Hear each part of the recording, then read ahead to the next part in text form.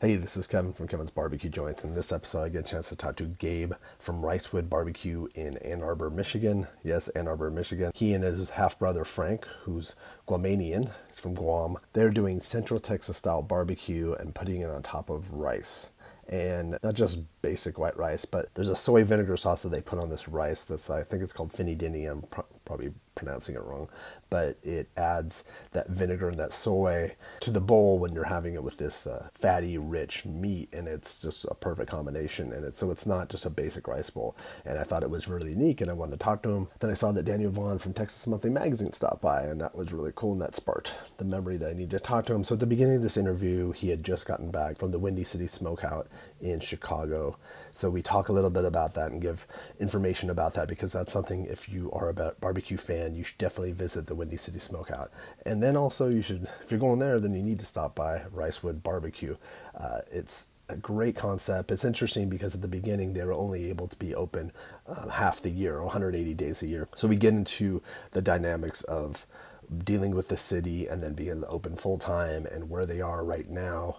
In the end, he's just trying to put out great product. They have their rice bowls with different meats. They have some sandwiches, and then they have simple sides. And they're open Tuesday through Saturday, 11 a.m. till they sell out. And they're selling out. And people, the first day they were open, they had a line of 90 people. His brother's a chef and already gained a reputation within the community as a chef. So a lot of those people came out, and then people loved the barbecue. But we talk about different people that he knows in the barbecue world, the people that have stopped by. Sheldon Mason, who's from Mason Barbecue, who now you can get his barbecue stylings at 2M Smokehouse in San Antonio. He told me a lot about them, and then so we talk about that. They both have military backgrounds, so that's an interesting component. And then we talk about Stephen Rossler and his military background. It's a really interesting interview. I think you're going to like how he's humble, straightforward, hardworking guy, and him and his brother just putting out a great product that you'll want to visit. And this here interview is sponsored by The Smoke Sheet. The Smoke Sheet is a barbecue newsletter. Unlike any barbecue newsletter or newsletter you've ever gotten, it arrives on Wednesday in your inbox. Easy to sign up for. Go to bbqnewsletter.com. That's bbqnewsletter.com. Sign up. Simple. Every week you get original content, you get news, barbecue news, you get information on barbecue personalities, where they're going, what they're doing. You get links to the latest barbecue podcasts, barbecue YouTube stuff, barbecue Vimeo stuff. There's a barbecue recipe of the week that is a great recipe, and if you go to bbqnewsletter.com, they have archives so you can see all the old recipes. And it's definitely a recipe that you'll use. I've used them. People have written me and they said they've used them. So it's definitely something that's worthwhile, as well as they have links to all the barbecue events. And when I say links, it's just not just a link. It's a link in information. So it's linked to all the barbecue events coming up so you don't miss out. It's a great resource. It's started by Ryan Cooper, who is at BBQ Tourist, and Sean Ludwig, who is at NYC Barbecue. The two of them travel all around. They do lots of stuff. So a lot of the original content is from them specifically, or they have guest people that write stuff. Definitely gonna like it. The Smoke Sheet is barbecue news worth consuming. And if you're digging these, please subscribe. That way you don't miss out. And also, there's a lot of cool stuff coming up. So please subscribe to both the YouTube channel, which is youtube.com/Kevin's BBQ Joints, and the podcast, which is Kevin's BBQ Joints, on any of your podcast networks. That way, you don't miss out on all the new interviews, the new visits that I'm doing, which are awesome. But also, there's something huge that's coming up that I've been building up for almost a year because of a number of different things have held me back from putting it out. But it's going to be massive. So make sure you subscribe. Check me out on social media at Kevin's BBQ Joints. Send me a message. Let me know what you're thinking of these. Love corresponding and just interacting with the barbecue community. I have a website at kevinsbbqjoints.com. Links to all my podcasts, all the YouTube stuff, everything I'm doing. I have a list that goes out every week of all the barbecue pop-ups in underground spots in Los Angeles, and now I'm doing one for Texas. You'll see that. So all the pop-ups in Texas, I have a list there at kevinsbbqjoints.com. Trying to stay busy, trying to give you guys as much information as possible. Have a great week. Thank you so much. What's the Windy City Smokeout like? 'Cause for people that haven't been, just a quick little synopsis. Yes, the Windy City Smokeout, it's primarily a country music festival, and the biggest perk is they invite some of the country's best barbecue, pit masters out there to be vendors. Yeah.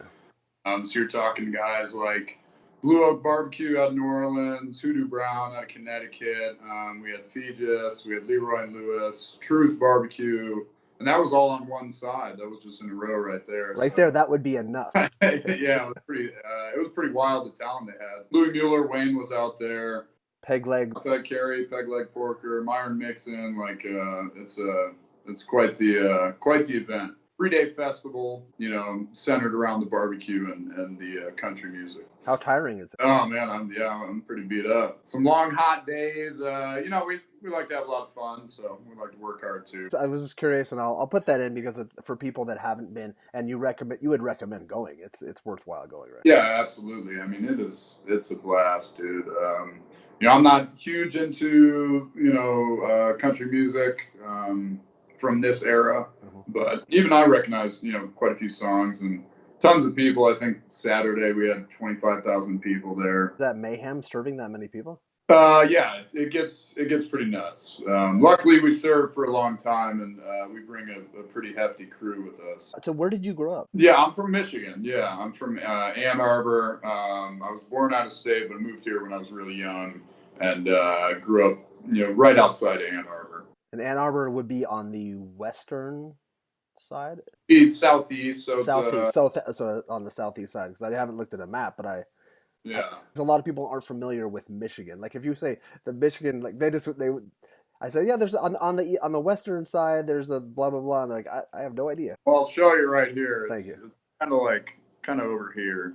Okay. So southeast, we're like 40 minutes from Detroit. So you grew up there in your family? Was there a history of barbecue or cooking or grilling outside? No, not really, man. Growing up, like barbecue, barbecue or grilling was synonymous with just, getting out the grill and maybe throwing some hot dogs on, cooking some burgers, having people over. I wasn't introduced to like actual smoke barbecue until I joined the Army when I was 19, and I was stationed out in Texas. Well, thank you for your service. Where in Texas were you stationed? Fort Hood. Fort Hood? Yeah, it's about an hour and like 10 minutes north of Austin. Okay. Kind of in between Waco and Austin, pretty much. So then did you get a chance to go to some of the, like what year was this? So I joined in 2011. I think I got stationed there in 2012. And I was there from 2012 to roughly about 2015. And, didn't really get to try, I wouldn't say I was deep in the scene of barbecue, but I remember we would go to Rudy's every week.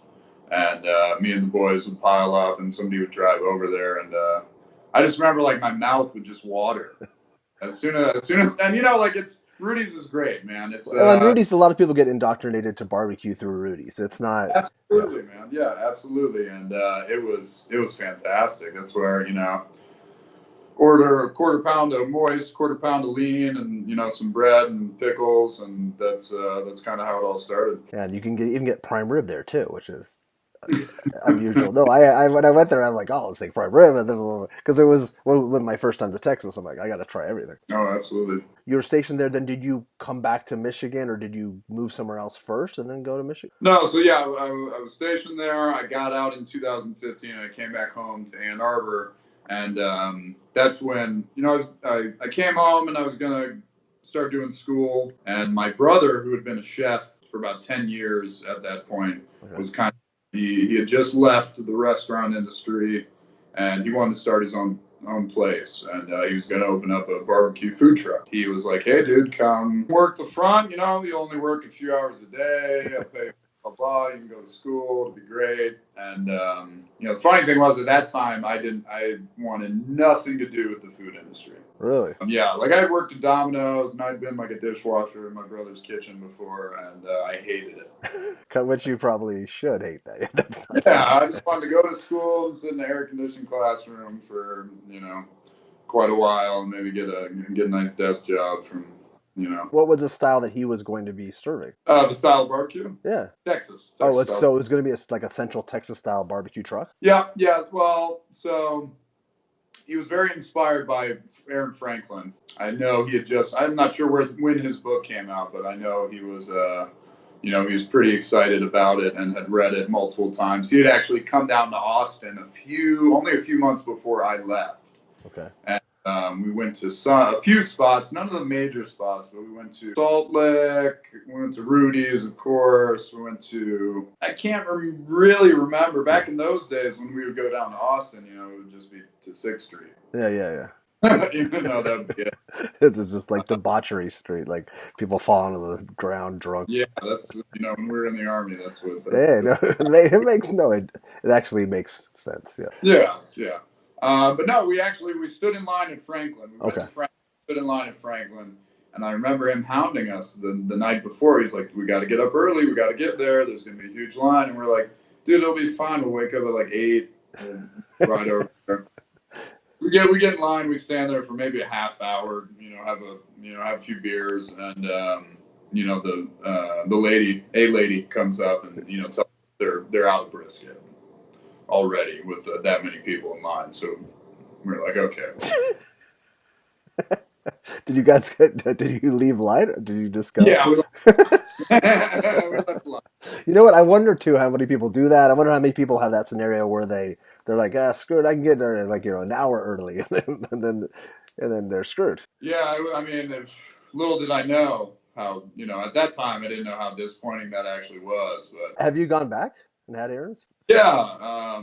So since opening up Ricewood with my brother, I've been down to Austin 3 or 4 times, and I went to actually go stage with Evan LeRoy and his crew back in 2017, and that's when I first had Franklin. Okay. Maybe that's why I knew of you before. And then I was talking to Sheldon about you, and then he's like, okay. Yeah. So you staged there for what? How long were you there? I was there for like 3 weeks, something like that. That's great experience with Evan LeRoy. That's amazing. Oh, it was huge, man. It was pretty mind-blowing. But, you know, the only reason I reached out to him is he actually came to our food truck when we opened. Huh. And, yeah, him and his pops were they were going around the country testing this, like, big, giant GE smoker. It was like a 20-foot vertical smoker. What? Yeah. They were doing this event. I need to ask him about this. You should. Yeah, he traveled over like quite a bit of a few places, but he was doing this event at the University of Michigan, and he kind of looked up, you know, the barbecue scene in Ann Arbor, and he found us. So he contacted us and wanted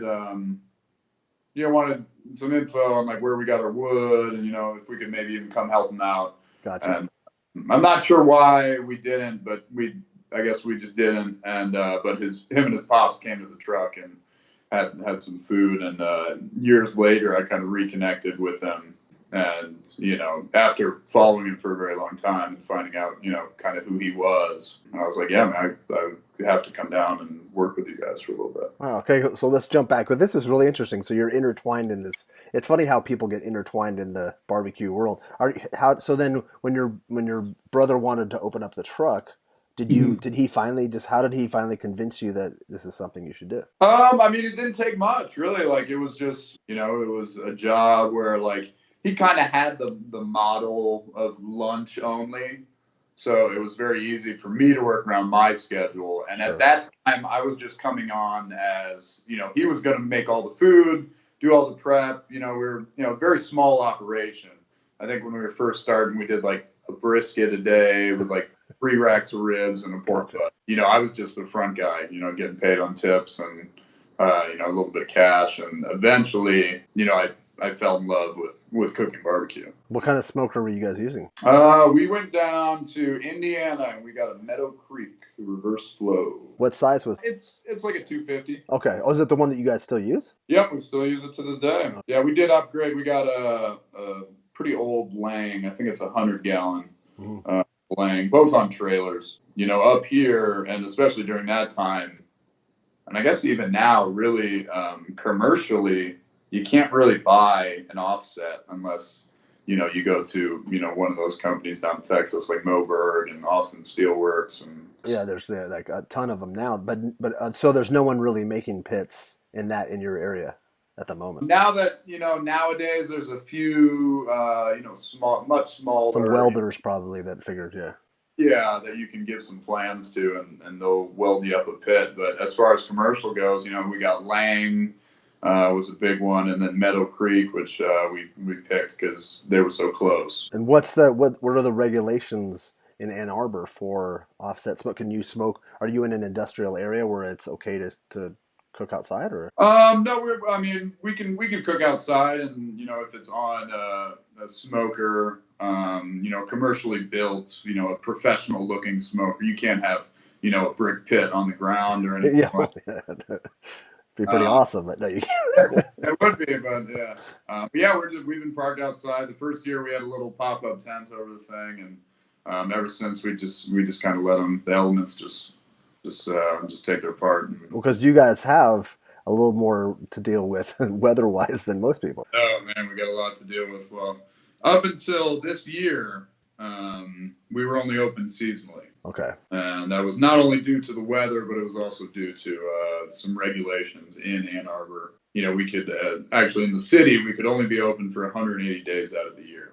Really? Yeah. Some pretty weird. So fun trivia about Ann Arbor. They didn't have any food truck laws. Okay. And there were no food trucks in Ann Arbor. A couple of carts and stuff. We had some hot dog carts, some late night stuff. As far as like standalone Ann Arbor food trucks, we didn't have any. Okay. So I think the story goes that we got lumped into a law that was kind of dictating farm stands. Huh. So we have a lot of farms in the area, and they would have a cart on the side of the road, and you come buy stuff. And I guess, at one time or another, the city didn't want you having your farm stand out all year round. Yeah, I wonder why. There must be you go back in some weird, there's always like a weird law for something. It's been crazy. We've had quite the uphill battle with the city of Ann Arbor, just trying to operate, try to make some money all year round. Are they putting together maybe a separate law for you or something that makes sense? Or yeah, so finally this past year, so I guess 2018, they finally sat down, and we were actually very much the example, and we went to the planning meeting, and they finally dictated a new law to govern food trucks, which was kind of crazy because Ann Arbor is we have the University of Michigan here, so we have a lot of people from around the country, and it's a very progressive city. Mm-hmm. And successful city, a lot of tech industry here. Okay. And it's really weird to see that they were on the forefront in so many other areas, but they were lacking so far behind in the food truck game, and just restricting small business owners. Are there food trucks now around? Do you see them cruising around, or like food parks, or like? There was a park downtown. I think it lasted for maybe about 3 years. But it kind of went under for one reason or another. You have a few food trucks, but still not very many. And why did he call it Ricewood? My brother is about half Guamanian. So he's my half brother. His dad is from Guam, or his dad's dad is from Guam. Okay. We grew up eating white rice and a soy vinegar sauce called finadini. Okay. And it's very simple. It's just, like 1 part soy, 1 part vinegar, and you can put all kinds of stuff. Sounds so good. It's great. We grew up eating it, with like pork chops or steak or whatever.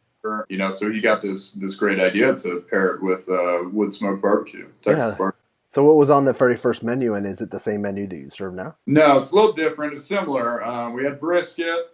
We had baby back ribs, I believe, back then, and we had pork shoulder. Both the baby back ribs and the pork shoulder had a very much, kind of traditional, almost like a competition style rub on them. Okay. Paprika, a little bit of sugar, ginger. We had all kinds of stuff. And then we had the brisket, which was just salt and pepper back then, and we would serve it. You could get each one of those meats on a rice bowl, half-pound portion. And I think we did half a rack of baby back ribs. Oh, really? Yeah, I think maybe half or a third, but it was a lot of baby back ribs. And then we had a cucumber salad and like a seasonal salad we would go with. I forget what it was that first year. It might have been a watermelon mint feta. Yeah. Now, so what was the reaction? Were people like This is bizarre because it's what's the barbecue like in the area? Because there's got to be a couple places that have been there forever. That is it more pork based? Yeah, definitely more pork based. I would only say, but it's only pork based because nobody knows how to cook brisket. Mm. Or I shouldn't say nobody knows how to cook brisket. Nobody gives brisket the respect it deserves. Yeah, I like how you said that. Yeah. So I remember like when we first opened, we sold just pork shoulder. No, because brisket. If you get a slice of brisket, it's gonna be super lean and really dry. But I mean, even back then, I mean, I really don't. It was 2015, but I wasn't really in the food scene like I am now. And we had a couple of barbecue spots, but very, I don't know, kind of fast foodish. Or like a rib joint, but it was like more of like a bar that maybe served Yeah. ribs and because we kind of had that. LA didn't have a really big scene, but we'd have places where you get ribs and maybe a really dry sliced beef sandwich or something. Exactly. It was pretty big, man. I mean, my brother had a very good name in the area. Okay.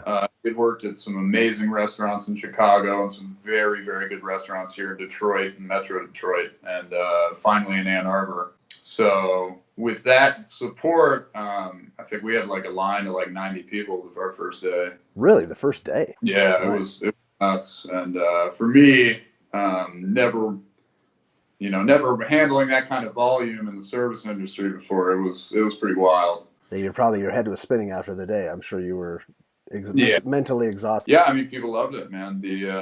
It's still, I mean, my brother really, he knocked it out of the park with this dish because you have a heavy, smoky meat, fatty meat, and this vinegar soy sauce that just cuts right through it.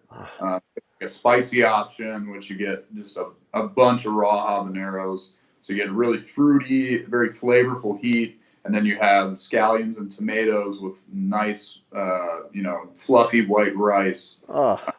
It's just like it's a great conduit to eat barbecue off of. Oh. Really. So you guys still serve it that way, but you also serve other ways, right? Don't you also serve it by the pound now too, or Mike?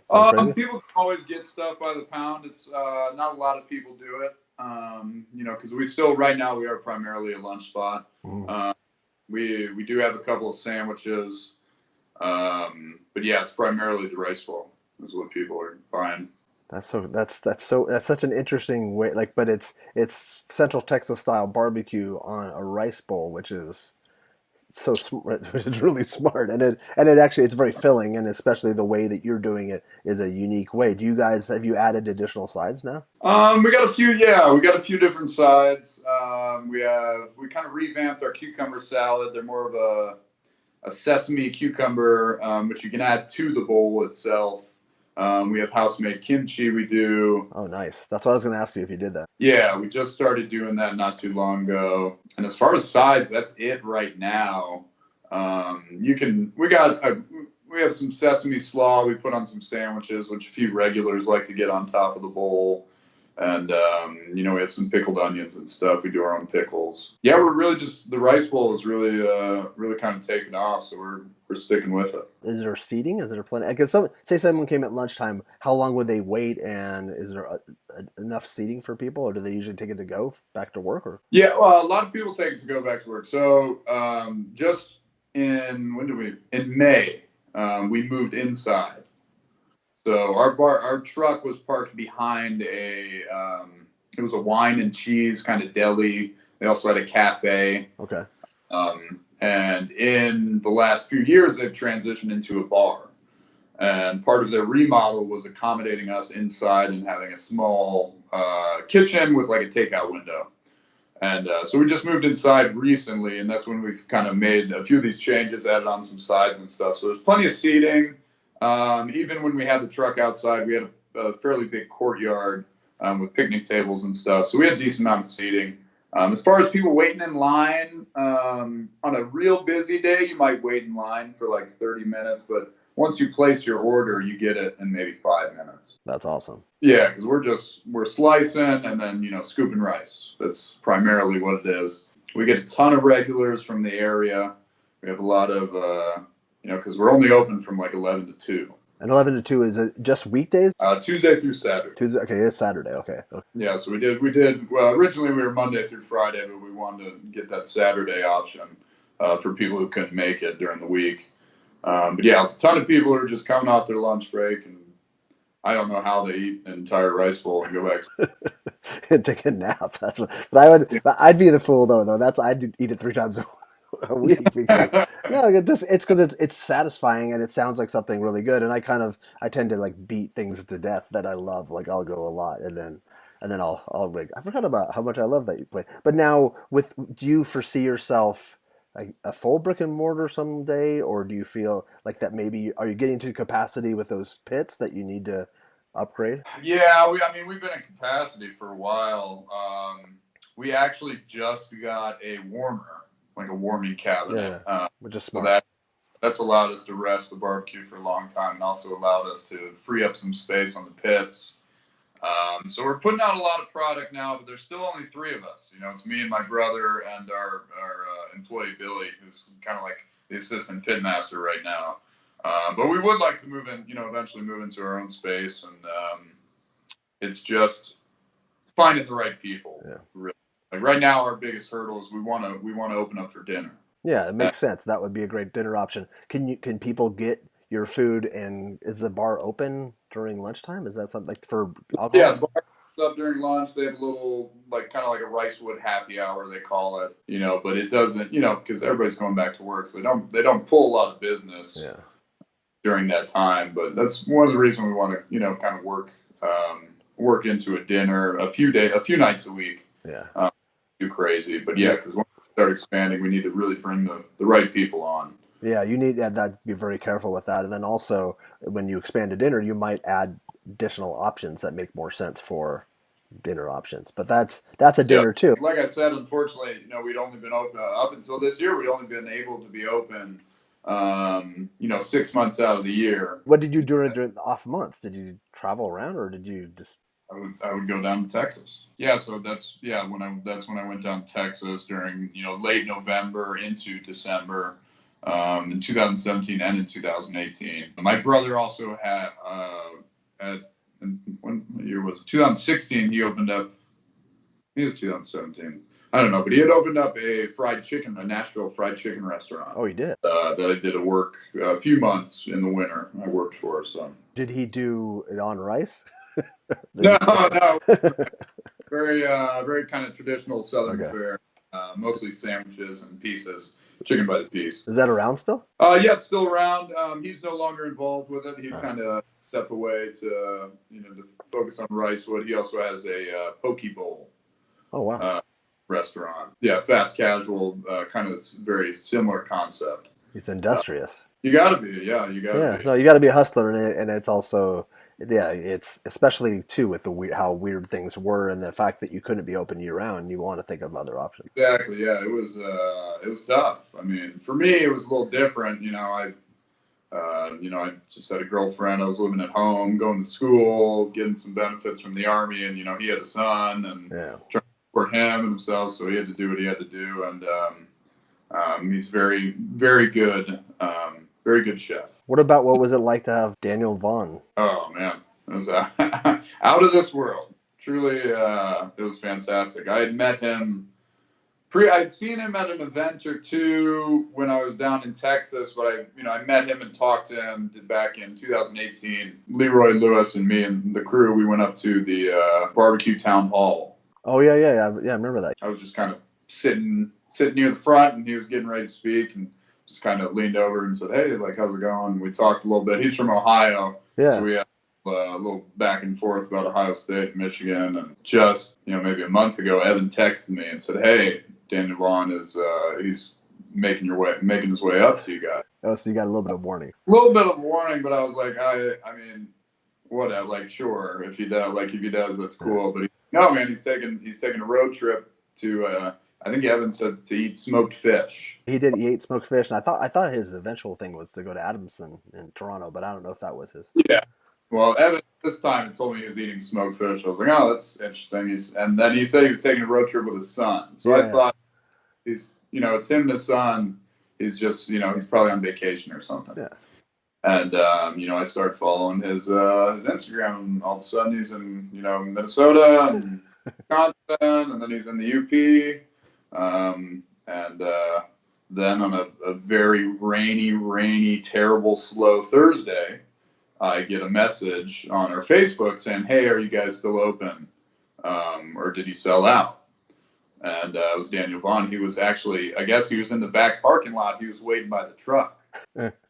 So I messaged him back real quick. He's like, "No, we got plenty of food. Come on in. We're inside." But yeah, it was great because we weren't busy. We weren't sold out, which normally a lot of times we would have been at the time he came. And so I had a bunch of time to talk to him and introduce myself again and got to chat with him. So it was great. It was fantastic. Did it affect you being in Ann Arbor? Did it affect you? Like, was there a bump at all? Did you notice? Or people like on your radar? Because not really. For me, it just reminded me. I'm like, oh, I've been meaning to contact him. I wouldn't say it affected our day to day. I mean, we got quite a few new Instagram followers, and I think for what that's worth, I guess. Yeah.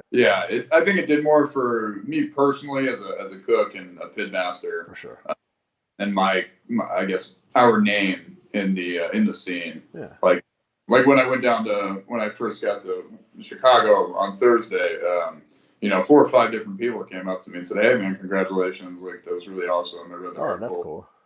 Yeah, it was great, man. Yeah, it was to be recognized on that level. It was truly humbling, because for a long time you just kind of think that you're doing something, but like I don't know. It felt like after that article, it was like, yeah, you're supposed to be here. You're supposed to be. You're doing good. Yeah, and it's hard, like when you're in a bubble. Like with this, I'm doing these, and sometimes I have no idea if anybody's like I could tell by the numbers, but you're like, are those robots that are watching? Exactly. But that's really cool. And then also, yeah, Sheldon, when I mentioned that we were going to talk, he was super excited because he really digs you. He thinks you're an awesome guy. So he was happy, and he's proud for you, and he was happy that Daniel stopped by. Yeah, absolutely. Yeah. His I remember listening to his podcast with you. Yeah, it was cool, man. I mean, I met Sheldon in Windy City last year, okay.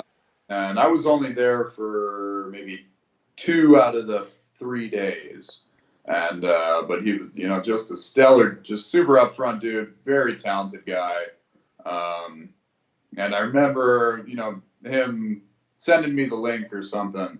And, it was one of those days where, I wasn't having the best day and kind of was like, wow, what am I doing up at 4 a.m. doing this, this shit. And, it was very motivating. It was awesome to hear. Oh, that's cool. Yeah, it was good. That's awesome. And he kind of reminds me a little bit of you. Like, you're humble about what you do, but it's just in the end, you just want to put out good product and work hard. And that's. Well, we both come from like a military background. That's true too. So I think, as far as definitely work ethic and just like getting the job done and doing it right, I think that, the military really stresses that. It instills it in some people and not others. But, him and I are definitely a few of those dudes. What about, do you ever talk to Steven Rossler? I met him briefly last year at the Houston-Austin throwdown. Okay. Got to shake his hand, talk a little bit. Yeah, I couldn't believe he was active duty staff sergeant. Yeah. Sheldon was active duty. Like, I was like, I don't understand how you guys put time into this. Active, like, I remember when I was in active duty, I didn't want to do anything. It was kind of wild. They caught the bug big time, yeah. Yeah. But yeah, I got to meet him for a little bit, talk to him for a little bit. We follow each other on Instagram and stuff. And good guy. I don't think I got to have any of his food, but, it looks good for sure. When do you think he'll be back in Texas? I'm not sure, man. Now that we're open year round, I would really like to take my brother Frank and our assistant pitmaster Billy down there.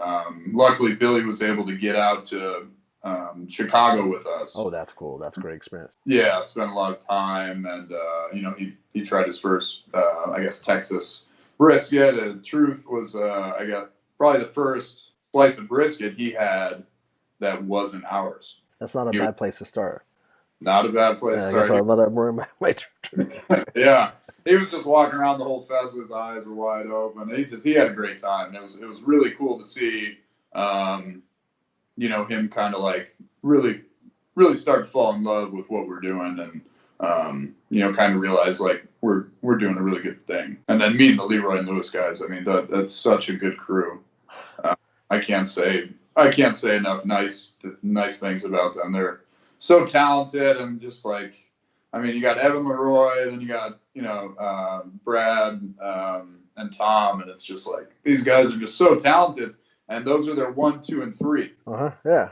I mean, that's great, and they're all working for one spot towards the same goal. It's amazing. I feel like they're so underrated, or like even though a lot of people know about them, I just feel like when people are saying I'm going to Austin, I don't always hear people say I'm going there, and I'm like, are you crazy? I kind of get it, I guess, just because people want the coleslaw and the beans and the brisket. Yeah, I guess it's a different option. Yeah, ribs. Yeah, I mean, I'm sending people there all the time.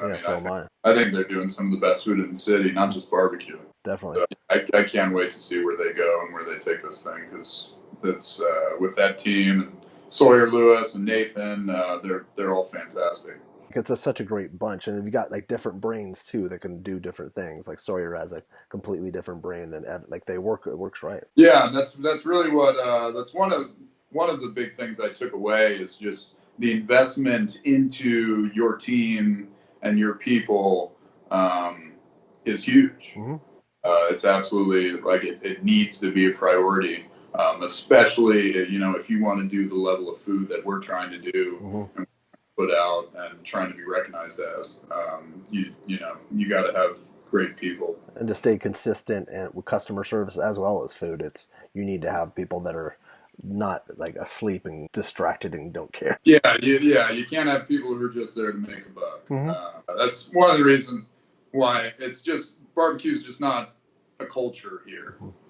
There's not. I mean, we're trying to change that, but it's just not seen as, we don't have a lot of guys, asking me if they could come stage and learn how to barbecue and stuff like that. It's just not prevalent up here. Yeah.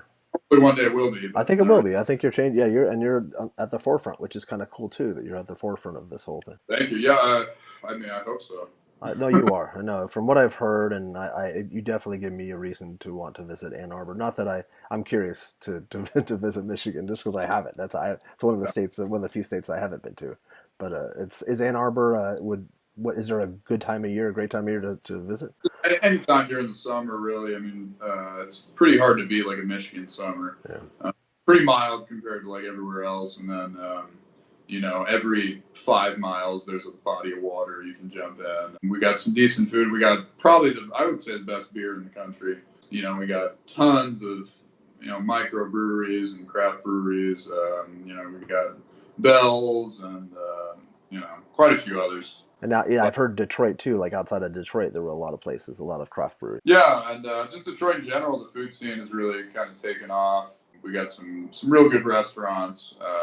And even in Ann Arbor, we got quite a few. But yeah, it's a good state. I think, as much as I would like to go down to Texas, and I love Austin. I consider it maybe a second home, but I think Michigan's the spot. Nice. For the foreseeable future, at least. And if say someone's listening to this and they're flying into Detroit, how long would it? You said 45 minutes to an hour? Yeah, about 45 minutes to an hour from the airport. Just head up 94 West till you hit Ann Arbor. Nice. And then Facebook message you and say I'm on my way. Yeah, Facebook. Yeah, hit us up on Facebook or Instagram. Make sure we're open. And I'll share your cell phone. I'm joking. No, but cool. Well, thank you for taking the time. I super appreciate it. Really appreciate you having me on. It was a pleasure. Yeah, I'm glad I got a chance to meet you. Absolutely. Thank you so much. Yeah, hopefully one day we can get you out to little old Ann Arbor and have some food. I'll be out there for sure. I'm gonna make my run like in that section of the country. It'll probably be fall, but I'll try to come sooner. I would love to come this summer, but it's gonna be tough. My mom has to have back surgery, so I don't think I can. Don't come in the winter. I won't. Don't do it. I've been to Chicago. I've been to Chicago in December, and I'm like, that's probably it's probably worse for you than in Chicago. Well, yeah, it's just not a good time to be around. Yeah. Cool. Well, have a good rest of your week. Yeah, thank you so much, Kevin. Yeah. Thanks. Have a great one, and say hi to your brother. I'll look forward to meeting both. Absolutely. Thanks, Kevin. All right, take it easy.